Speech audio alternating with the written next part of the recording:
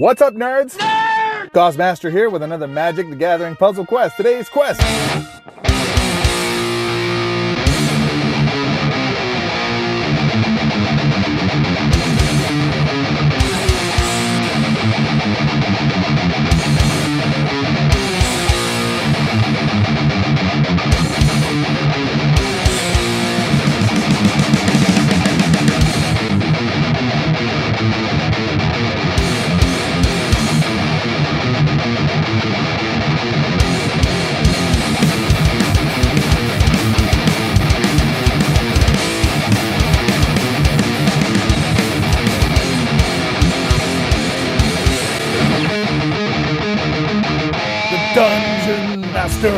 Dungeon Master of Dungeons is rolling d20s, twisting your mind and killing creatures. That's enough of that. Dungeon Master, another bundle from another model. Just when you thought all 5 colors were covered, they've got one more for us. Again, before we start this off, Masters of Oktagon, I appreciate you guys for giving me a preview of said Planeswalker. He's an interesting one, a very cool one, but first, let's break down what you get from him, and let's go through this and give you my final thoughts on it. As well, I'm going to be giving away some prizes here today, so don't skip through the video. I'll announce it at a weird time frame, so let's get to it. All right, so what do you get when you get the Dungeon Masters bundle?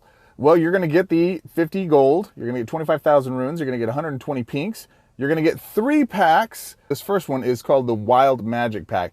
Echo Mage, the Goblin King, Karis, Manifold Insight, Sword of Dungeons and Dragons, Vindictive Lich. He's not just a Lich, he's vindictive. Delina, Demilich, Flameskull. Flameskull is cool. You also get this pack, which is the Challenges and Roleplay pack. Ooh, fancy.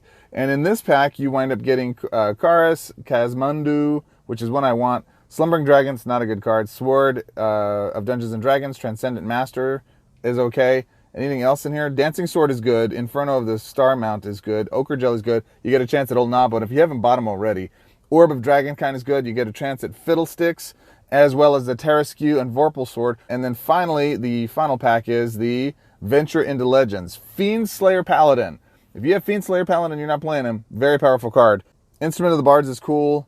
Yep, that's what's into the Venture and Legends packs. Percentages of these packs are 96% common, 82% uncommon, 54% rare, 27.8%, so almost 28% for a mythic, and then 7% for a masterpiece, which is actually pretty good, all things considered, as compared to the standard rates, which is 97, 91, 24, 7, and then 0.36. So much better odds of pulling a masterpiece than you would normally. Okay, so the Dungeon Master is got several different things that are going on for him. The Dungeon Master is a mysterious mage with vast knowledge and power. His goals are mostly unclear, although they seem to be aligned with restoring the equilibrium between order and chaos. If you're not familiar with this Planeswalker, you really should watch some 80s cartoons. There was a cartoon back in the early 80s called Dungeons and Dragons. It was a story about a bunch of kids that go ride some carnival ride. They get into some bumpity bumps and they get thrown into the realm of Dungeons and Dragons to fight against the bad guy. And this guy was the one that was pretty much helping them all along the way. And I've been really looking forward to getting this Planeswalker because of who he is and some of the powers that he has. I thought that were pretty OP, but let's take a look at him and see. His abilities are focused on simulating a D&D campaign. Planeswalker abilities that roll dice, venture into the dungeon, and gather a party. Synergizes well with cards with venture into the dungeon and level. So when he's fully maxed, he's got 112 life, which actually is lower than I thought it would be. I thought it would be a little bit higher than that. First loyalty abilities. 6 loyalty, and adventure begins. Venture into the dungeon. Draw a card, you gain 3 mana, you create a gold token.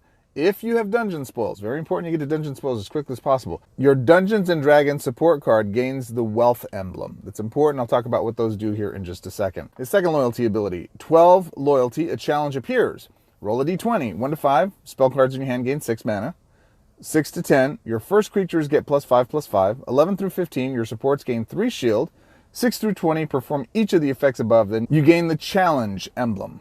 So the challenge emblem makes you do some stuff that's cool, but it's harder to get this one than the other two.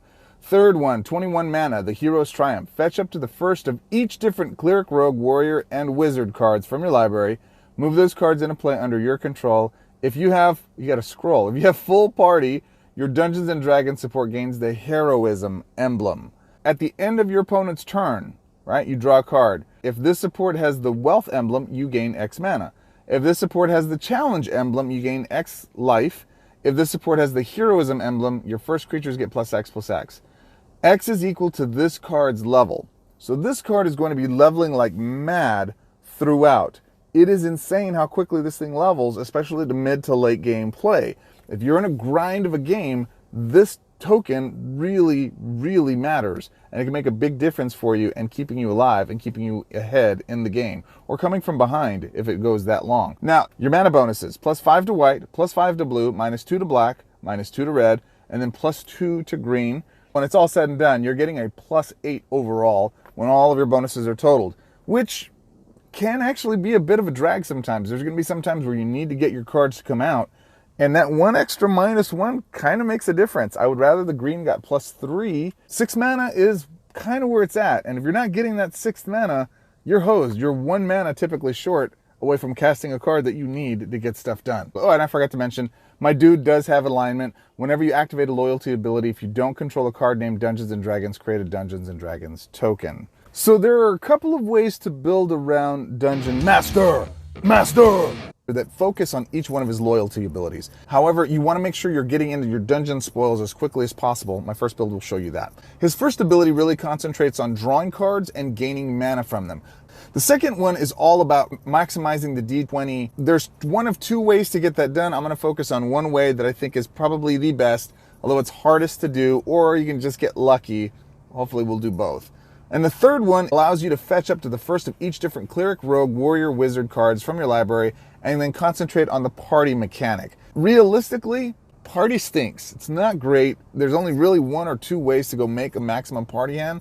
I'll show you how to get it done. However, realistically, you want to concentrate on that first half of that ability. Let me show you how to use it. This is our Pauper build. We're going to concentrate on everything venture. Borrowin the Clan Under as a 10 mana blue-white, or blue-black rather, 4/4 legendary. When this creature enters the battlefield, venture into the dungeon. When this creature attacks, if you have dungeon spoils, return the first creature with base mana cost 10 or less from your graveyard to the battlefield under your control. He costs less than 10. He qualifies for his own deal. Shortcut Seeker, 10 mana. When this creature deals combat damage to your opponent's Planeswalker, venture into the dungeon, 2/5 under 10. Eccentric Apprentice, 8 mana, flying, 3/3, Tiefling Wizard. When this creature enters the battlefield, venture into the dungeon. At the beginning of combat on your turn, if you have a dungeon spoils, target creature's base power and toughness become 1/1. Until the beginning of your next turn, this creature gains flying and gains the bird subtype until end of turn. This is actually a lot cooler than I thought it would be. It actually can save your tail feathers, especially when you're combining it with some of the other stuff. Now, the engine we're going to be using here is going to be our loyalty engine. So draw and then casting a lot of spells. So we're using Spell Satchel, Wizard Glass, Staggering Insights for life gain, Eureka Moment for some conversion and some card draw, Mentor's Guidance for card draw. Closing statement. It's the white version of Mortality Spear, where that's green and black. This is white and black. Same basic setup, except it targets the first creature, not the most powerful creature, so it's a close second to Mortality Spear. We can't run Mortality Spear here, so we're running Closing Statement. And Environmental Scientist for a little conversion. Let's get to it. Let's rock and roll. All right. So the key to this one, obviously this build, you want to get out as quickly as possible your Spell Satchel. Only white and blue matches are what you're looking for. 5 matches work too. We want to mute that down as quickly as we can. We want to get out Wizard class. Again, the main point of this build is to get to your dungeon spoils as quickly as possible. So now, what we want to do here is first, we're concentrating on our first ability. So what we want to do is we actually want to go into venture into the dungeon. And normally I would tell you do Dungeon of the Mad Mage. But really, the key to this build is you want to get dungeon spoils as quickly as possible. The fastest way into dungeon spoils is Tomb of Annihilation. Once you've completed that, which can happen in like 2 moves, you put yourself in a position where you have dungeon spoils, and now you can start really driving the force of the engine. This, boom, and make that happen. Now we're going to go Oubliette. I'm not actually going to give him Staggering Insight because I want to save it, because he's going to die soon. Okay, let's get it done. Staggering Insight I will give so we get a little life gain.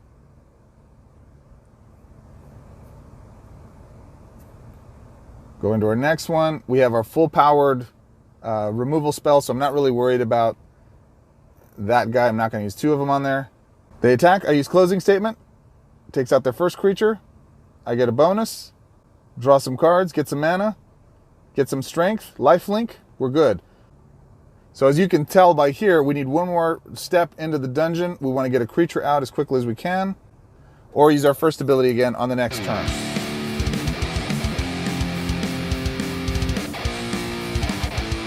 Now we have dungeon spoils. We're ready to rock and roll. Take care of that.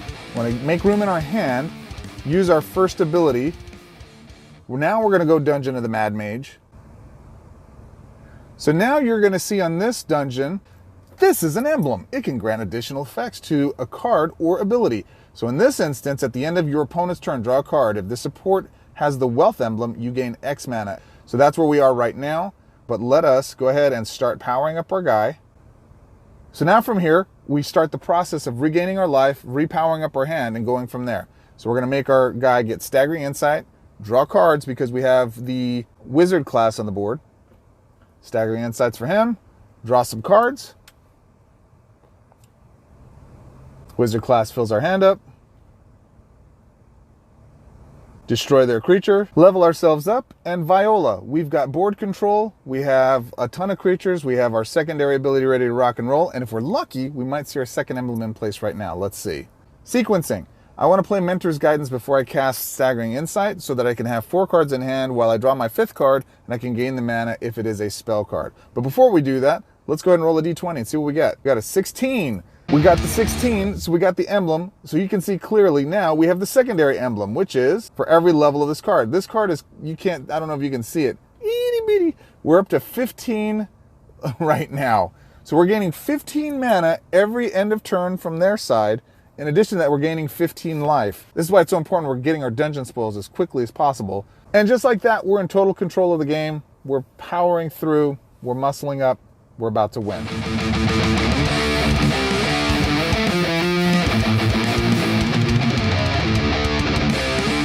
Finally, let's go ahead and give our third a whirl, and you can see that it actually pulls 2 creatures out for us. Now, for some reason, here's what's interesting. I have a cleric, I have a rogue, and then I have a Eccentric Apprentice, which is a wizard. The way this third ability reads is fetch up to the first of each different cleric, rogue, warrior, and wizard cards from your library, move those cards into play under your control. That's not happening. I'm only getting up to 2 for whatever reason. And I don't know if that's just an omitted word or phrasing they wanted to put in here, or if that's something that is just a glitch that they need to fix. So Oktagon, if you're watching this video, the Hero's Triumph isn't working correctly or it's not worded correctly, one of the two. Unless you see something I made a mistake on, guys, holler at me and let me know. Till then, let's get some Eureka going. And again, it was never in doubt, but we have a full hand of mana, plenty of stuff to do. Works really, really well, and that is game. Victory, my friends. Victory. It tastes sweet. So that's our first build. Let's take a look at abusing the secondary ability. Okay, so we're talking about maximizing Dungeon Master's third ability. We're really talking about getting the most powerful clerics, the most powerful warriors, the most powerful rogues, the most powerful wizards we possibly can in the game, and putting them at his disposal so he can just put them on the board, dominate the game, game over. Who's the most powerful cleric, rogue, wizard, all that? Angel of Destiny. Angel of Destiny, you know what she does. 21 mana, double strike, 5/9, angel cleric. While on the battlefield, all creatures gain lifelink, both sides. At the end of your turn, if you have full life, your opponent's planeswalkers lose half of their life. This reminds me of an old Eddie Murphy joke. See if you recognize the punchline. Eddie, I want half. That's exactly who Angel of Destiny is. She must have been married to him in the 80s. All right, so the next creature is Winota, Joiner of Forces, 13 mana, 6/6, human warrior. At the beginning of the combat on your turn, if you control a non-human creature, Angel, fetch the first human card from your library that is not named Winota, Joiner of Forces, move that card to play under your control, then it gains haste and prevent damage until end of turn. So we got Rogue or Wizard. What is the most powerful one we're going to take? Easy, easy choice. It's an Artificer. Urza Lord High Artificer. It's neither of those things. 16 mana, human Artificer. When this creature enters the battlefield, create an Urza's Factory token. Basically converts mana for us. And every time we attack, he basically hits the board, powers us up, gives us all kinds of cool stuff. Cool token. I know, it's a masterpiece, but it's a mythic build. So we're going to be using Mox Ruby to fuel the engine on this, which of course is means we're going to run Ruinous. Now, again, if we really want to maximize the full of the third ability, then we really want to use Full Party. And a couple of ways to do Full Party is Dungeon Master, which if you use his -9 ability, creates a full party all on its own. So for any of you guys looking to create those party objectives that have been so elusive and you don't have the next card, which is Outlaw's Merriment, you could use those too. Now, the challenge with Outlaw's Merriment is you need a wizard on the board or else it doesn't work. So you really should not use an artificer. You should use a wizard. I'm going to tell you right now, I have play tested this like crazy, trying to figure out a nice synergistic approach to chef's kiss way to getting that third ability to really optimize with getting that third emblem on the board. You just don't need it. The first emblem's the one you need. I'm not going to use Dungeon Master. I'm not going to use Outlaw's Merriment. What are you going to use, guys? I'm going to go with my loyalty ability and go spam the board with as many clerics, rogues, wizards, warriors as I can possibly get. So Whirlwind of Thought, Spell Satchel, Mentor's Guidance for draw, Explore the Vastlands, and Tasha's Hideous Laughter, all focused at getting me to the point of having ultimate loyalty so that I may dominate the board. Speaking of domination, let's go get Jessica here a fight for her life. Let me show you how this works. This is very simple. Get to your third ability as quickly as possible. Let's go.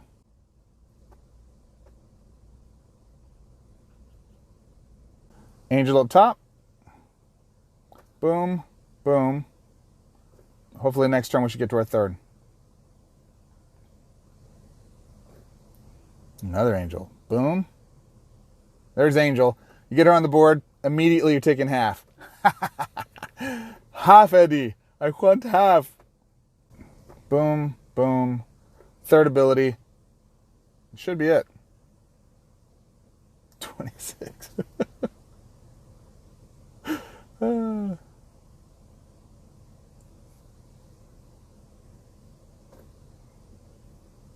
Third game.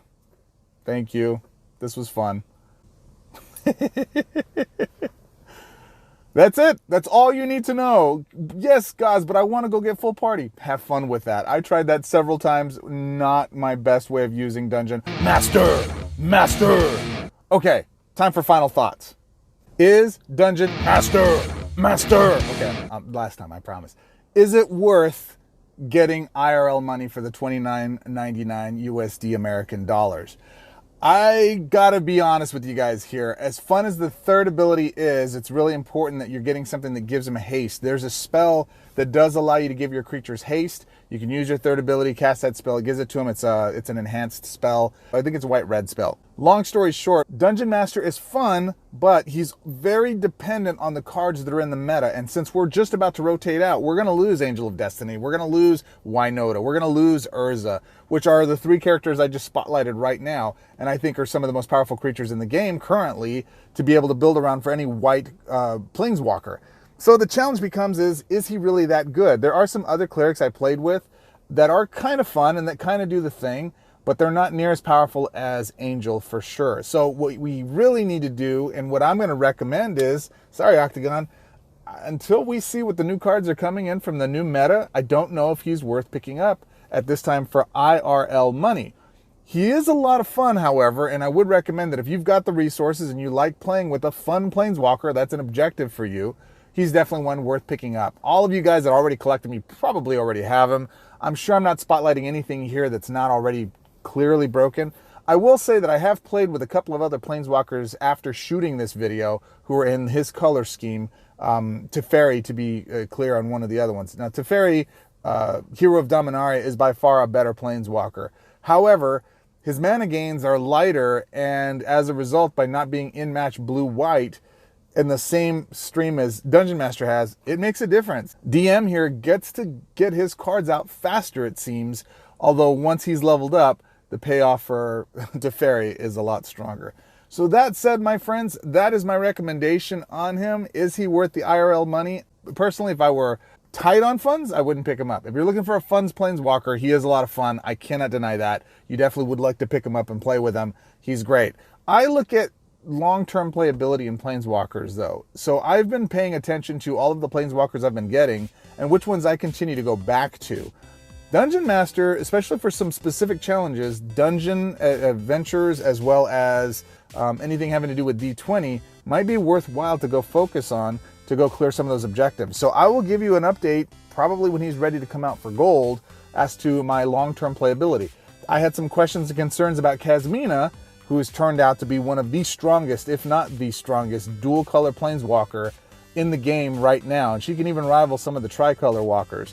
They're still more powerful, don't get it twisted, but she's a really close second to any of the 3-color walkers that are out there, just because of their card flexibility and what different cards they have available to them in the meta. So, what do you think of Dungeon Master?